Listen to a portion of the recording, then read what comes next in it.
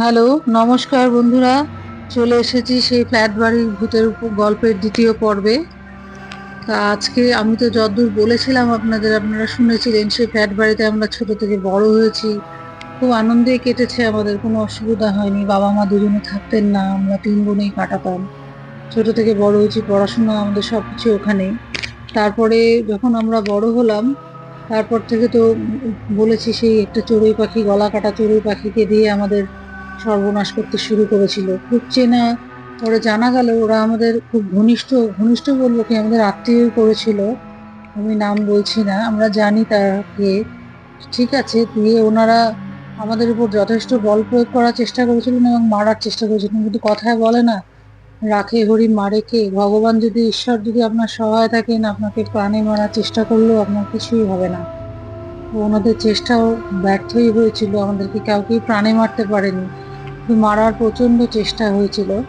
নানানভাবে 10 বছর ধরে তিলে তিলে আমাদেরকে দংশন করেছে সেই ভূতটা, চালান করা ভূত। সে যাই হোক, আজকে দ্বিতীয় পর্ব শুরু করছি। এবার যেটা বললাম প্রাণহানির কথাটা, এবার চেষ্টা চলছিল আমাকে মারার। আমাকে মারার মানে আমি তখন সদ্য কলেজে ভর্তি হয়েছি। তখন কলেজে তো 11 থেকে কলেজ ছিল, তো কলেজে মাত্র ভর্তি হয়েছি। তারপরে হঠাৎ আমার একদিন জ্বর এলো। আর ভূতের তাণ্ডব ওদিকে তো চলছেই, বাড়িঘর সব ভেঙে দিচ্ছে, লাথি মারছে, চারিদিকে ওই শিল নোড়া দিয়ে টুকটুক করেই চলেছে। আরো নানান ধরনের অত্যাচার, দরজা দরজা কটকট করছে, বালিশের নিচে আঁচড় দিচ্ছে, মানে ভীষণ ভীষণ রকমের কষ্ট দিচ্ছে। বালিশে ঘুমাতে পারি না আমরা কান পেতে, মানে পিঠ লাগিয়ে, পিঠ হেলান দিয়ে বসে যে টিভি দেখবো বা বিশ্রাম নেবো সেটারও উপায় নেই, কারণ সেখানেও আমাদের পিঠের মধ্যে লাথি মারছে, দেওয়ালে। আবার বালিশে কান পেতে শুলে বালিশের মধ্যেও আমাদের নখ দিয়ে আঁচড়াচ্ছে বিছানার তল থেকে।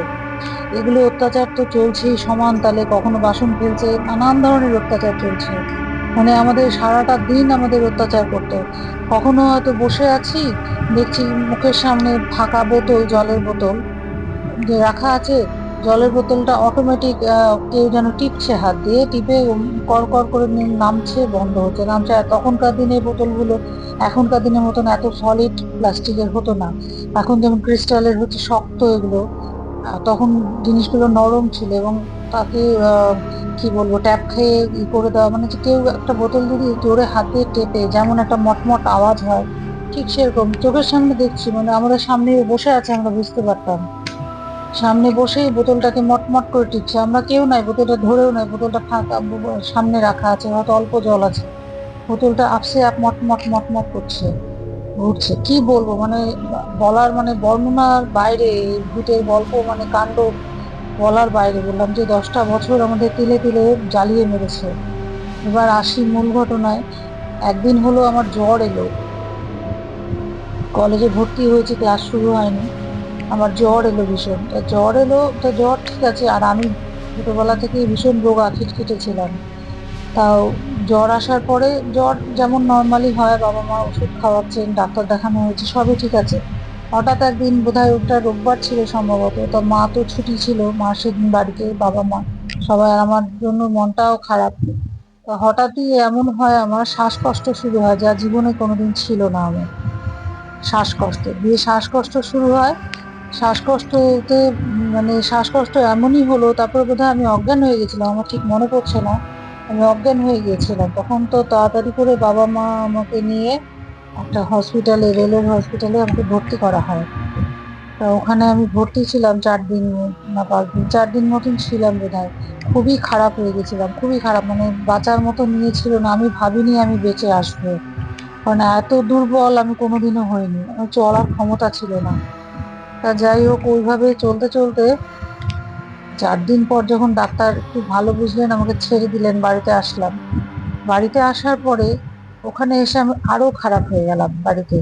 আর বাড়িতে আসার পরে ওগুলো তো চলছেই কন্টিনিউ, অত্যাচার ভূতের, উৎপাত করেই যাচ্ছে। কখনো দরজায় ঠক ঠক করছে, দেওয়ালে করে যাচ্ছে, কখনো শুয়ে থাকলে খাট ঝাঁকিয়ে দিচ্ছে, গোটা খাট যেন কেউ ধরে নাচিয়ে দিল।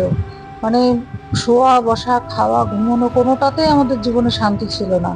সবাই মিলে, কেউ এসছে বাড়িতে, কয়েকজন হয়তো বিছানায় বসে গল্প করা হচ্ছে, আমি শুয়ে আছি, এবার সব গোটা খাটটা ধরে কেউ ঝাঁকিয়ে দিল।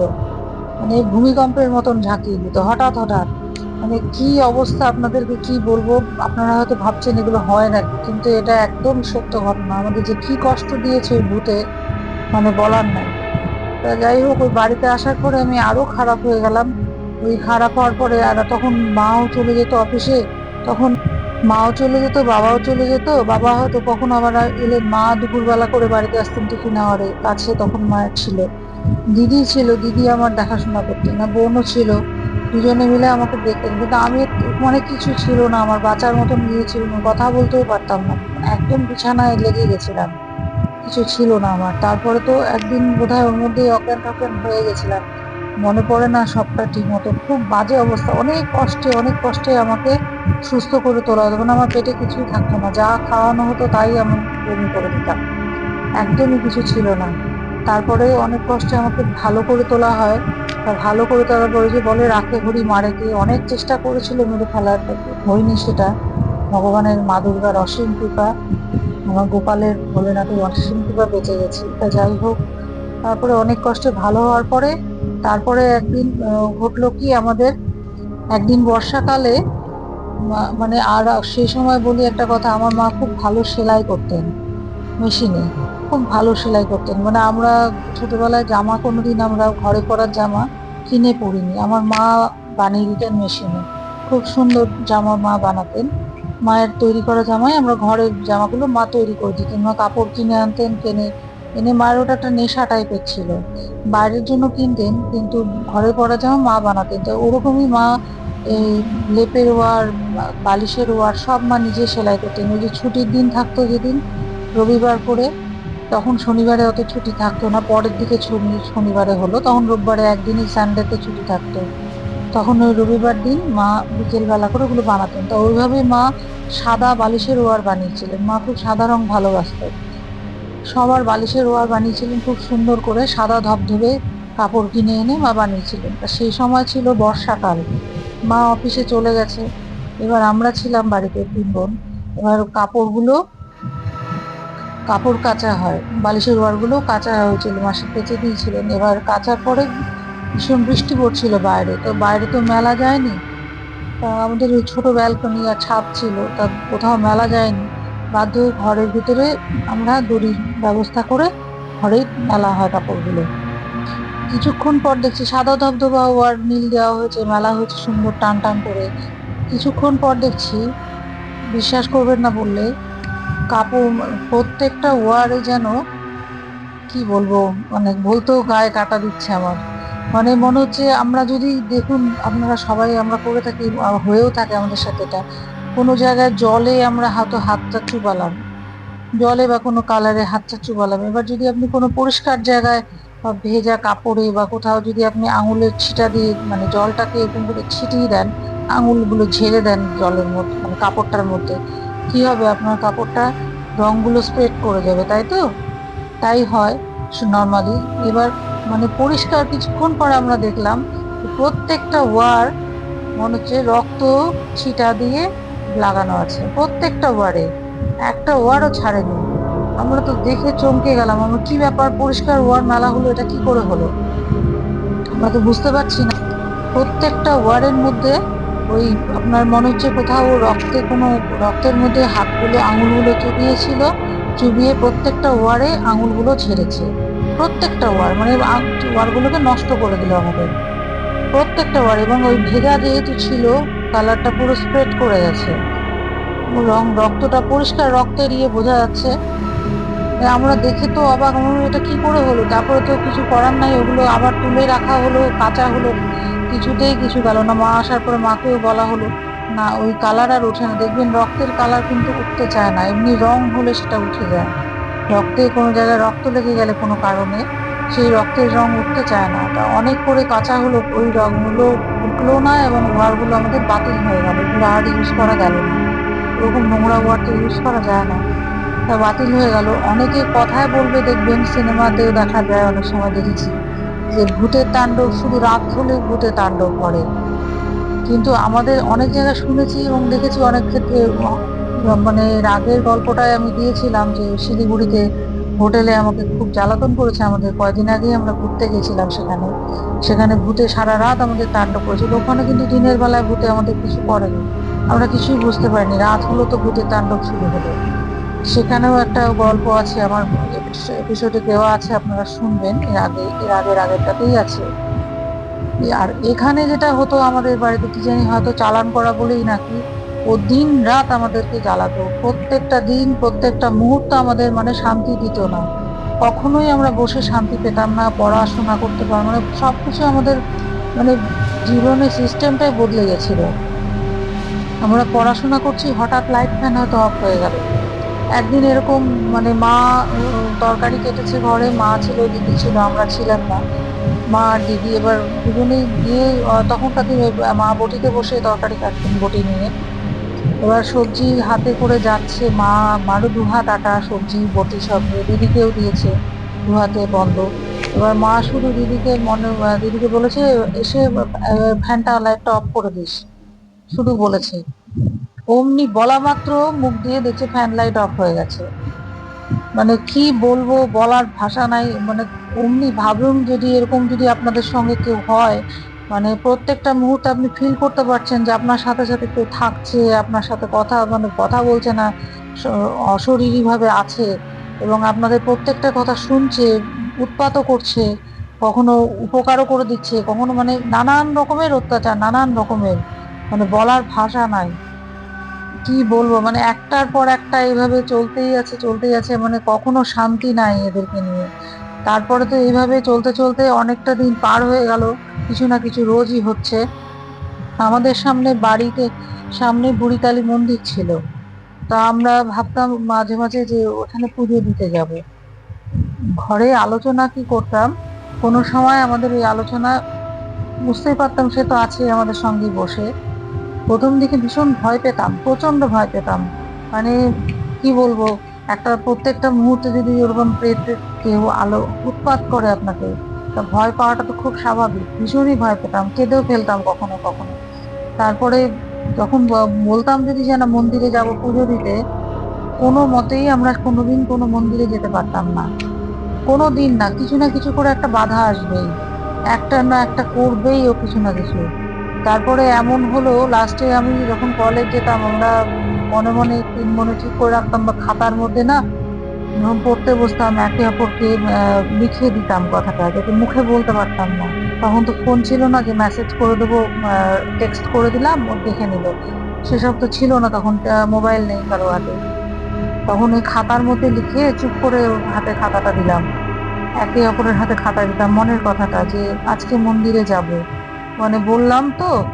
ও বললো ঠিক আছে যা, বলিস না, এরকম করে হয়তো বললো। ও তিনজন এরকম দিয়ে হয়তো কলেজে গেলাম, কলেজ থেকে চুপ করে চলে যেতাম মন্দিরে। ওখান থেকে হয়তো একটু ফুল নিয়ে আসলাম, কিছু নিয়ে আসলাম, যদি কিছু ভয় কমে, বালিশের তলে রাখতাম। এইভাবে চলছে আমাদের। তারপরে তো যেই ঘটনাটা গত গল্পে বলেছিলাম, ওই যে মন্দিরের এক সাধু বাবা বলেছিলেন যে ফুল দিয়েছিলেন আর ত্রিশূল দিতে বলেছিলেন দরজায় দরজায়। তো সেইটা মানে বাড়ির চার কোণায় চারটা, মানে ফ্ল্যাটের চার কোণায় চারটা ত্রিশূল, আর মেন দরজায় যেটা সেখানে একটা ত্রিশূল গেড়ে দিতে বলেছিলেন। আর মায়ের ফুল দিয়েছিলেন সাথে, মা কালীর। তা ওটা দেওয়ার পরে তো আমরা অনেকদিন ভালোই ছিলাম। কিছুদিন মানে কপাল বলে না, কপাল যদি খারাপ হয় আপনার, ঠিক সেখানে যেখানে বাঘের ভয় সেখানে সন্ধে হয়। আমাদেরও সাথে তাই হয়েছিল। তা যাই হোক, কদিন আমরা খুব ভালো থাকলাম, যে দেখলাম আওয়াজ টাওয়াজ নেই, আমরা শান্তিতে ঘুমোতে পারছি। বসছি পিঠ লাগিয়ে, আসতে তাও ভয়ে ভয়ে বসছি পিঠ দিয়ে। তা যাই হোক, দেওয়ালে কোনো ধাক্কা টাক্কা মারছে না, কোনো দিকেই কোনো অসুবিধা নেই, শিল নোড়া দিয়ে ওরকম আওয়াজও করছে না, ঠিক আছে, আমরা বেশ মোটামুটি আছি। এবার তারপরে কি হলো, ওই সে থেকে টেলিকম থেকে ওই যে ল্যান্ডলাইন ঢুকবে, দিয়ে আপনার শুরু হলো, মাটি খোঁড়া শুরু হলো। ব্যাস, মাটি খোঁড়া শুরু হলো। ওরা এসে যথারীতি খুঁড়তে শুরু করলো। ওরা চারপাশেরটা তো কিছু করতে পারেনি, কারণ ওগুলো সাইড এরিয়ায় ছিল, ব্যাক এরিয়ায় ছিল, ওগুলোতে কোনো অসুবিধা হয়নি। কিন্তু মেন ডোরের সামনে যেটা, যেহেতু ফ্ল্যাটের ভিতরে লাইনটা ঢুকবে কোয়ার্টারের ভিতরে, তো ওইখানটা খোঁড়া হয়েছে। ব্যাস, ত্রিশূল তো উপরে গেছে, উপরে ফেলেছে ওরা। আবার দুগ্গা দুগ্গা করে উৎপাত শুরু হলো, এবং আরো ভয়ঙ্কর রূপে সে ফিরে এলো। মানে যতটা মানে আমাদের অত্যাচার করতো, আরো বেশি করে ও করতে শুরু করে দিল। কারণ ওই একটাই, ও রেগে গেছে, কারণ ওকে দমানোর চেষ্টা করা হয়েছে। তা এত অত্যাচার করতো কি বলবো। মানে দুপুরবেলা হয়তো আমরা শুয়ে আছি, বেসিক্যালি মেয়েরা দেখবেন ভিজা চুলটা থাকলে বালিশের উপর মেলে দিয়ে হয়তো শুলো, বা চুলটা খোলা থাকলে শুয়ে আছি, চুলগুলোকে নেড়ে দিত। মানে কোনোভাবেই সে আমাদের শান্তি দেবে না। চুলটা খুলে দুপুরবেলা যে আরাম করে শুয়ে আছি সেটাতেই না, চুলগুলোকে নাড়িয়ে দিত নিচ থেকে। মানে কি বলবো, আর প্রত্যেকটা মুহূর্তে তো আমরা ঈশ্বরকে স্মরণ করতাম, গুরু মন্ত্র জপ করতাম, তারপরেও কিছু না, তারপরে শুরু হলো আরেক কাণ্ড। মানে কি বলবো, ওইটা করার পরে তারপরে তো ওই ফুল যেটা দিয়েছিল ত্রিশূল চারদিকে গেঁথে দেওয়া হয়েছিল, ওটা উপড়ে গেল, ওর অত্যাচার শুরু হলো। এবারে করতো কি, একজনের নাম করে একজনকে ডাকতো। একদিন কি হয়েছে, মানে আমাদের শোকেস ছিল, একটা শোকেসের উপরে রাখা ছিল টাকা, কখনো হয়তো খুচরা এদিক ওদিক থেকে দোকান থেকে আসা হলো বা কিছু, খুচরো টুচরো যা থাকতো ওই শোকেসের উপরে কেউ রাখতো, যেই রাখুক, আমরা 5 জনের মধ্যে একজন রাখতাম। 20 টাকা রাখা ছিল, 20 টাকা রাখা ছিল, আর কিছু খুচরো পয়সা ছিল। ঠিক আছে, তা কে যাবো কি হঠাৎ বলছি তো এখানে টাকাটা রাখলাম, কোথায় গেল, স্বাভাবিক খোঁজ করে, আমার তো ছোট বাচ্চা নই, সবাই বড় বড় হয়ে গেছে। এবার 20 টাকা নাই, তারপরে কোথায় গেল, নাই তো পাওয়া যায়নি। ঠিক আছে, কোথাও কেউ নিয়ে এলো, বুঝতে পারছি না, কি জানি ও কি সরিয়ে দিল, ও তো প্রত্যেকটা মুহূর্তে আমাদের সাথে চলছে। তারপরে আমরা চিন্তা করলাম তাহলে বোধহয় ও কিছু করেছে, তা যাই হোক, ছেড়ে দিলাম। এবার বিকেল বেলায় কাণ্ড ঘটলো একটা, মানে ভাবতে পারবেন না। বিকেল বেলাতে মা অফিস থেকে এসছে, বাবাও এসছে, আমরাও 3 বোন বাড়িতে। এবারে দেখছি কি, বিছানার থেকে আমরা কেউ, বাইরের ঘরটাতে, প্রথম ভিতরের ঘরে না বাইরের ঘরে, আমরা কেউ বিছানার থেকে পা তুলতে পারছি না মাটিতে। কেন, কি হলো, মাটির মধ্যে মনে হচ্ছে কেউ আঠা, মানে কি বলবো আপনার, মিষ্টির শিরা না কিসের শিরা, গোটা মেঝে জুড়ে পা আটকে যাচ্ছে, হাঁটতে পারছি না এমন অবস্থা। একদম আঠা, মানে কি ফেলেছে মাটির মধ্যে ভগবান জানে। ও মানে, আর শিরা ফেলেছে না আঠা ফেলেছে কিছু তো চোখে দেখা যাচ্ছে না, দেখতে তো মাটি পরিষ্কার যেমনটা চকচকা মাটি, কিন্তু মাটিতে পা দেওয়া যাচ্ছে না, পা দিলে পা আটকে থেকে যাচ্ছে। কি অত্যাচার, মানে কি বলবো, তখন তো কিছুই বোঝা যাচ্ছে না। তখন তো মা আর দিদি তখন গরম জল পড়লো, মা তো একজন বেরোলো আস্তে আস্তে, ওইভাবে গিয়ে বাথরুমে গিয়ে পা ধুলো, পা ধুয়ে তারপরে গরম জল নিয়ে আসলো বালতিতে করে, গরম জল, সাবান টাবান আরো কি সব নিয়ে আসলো।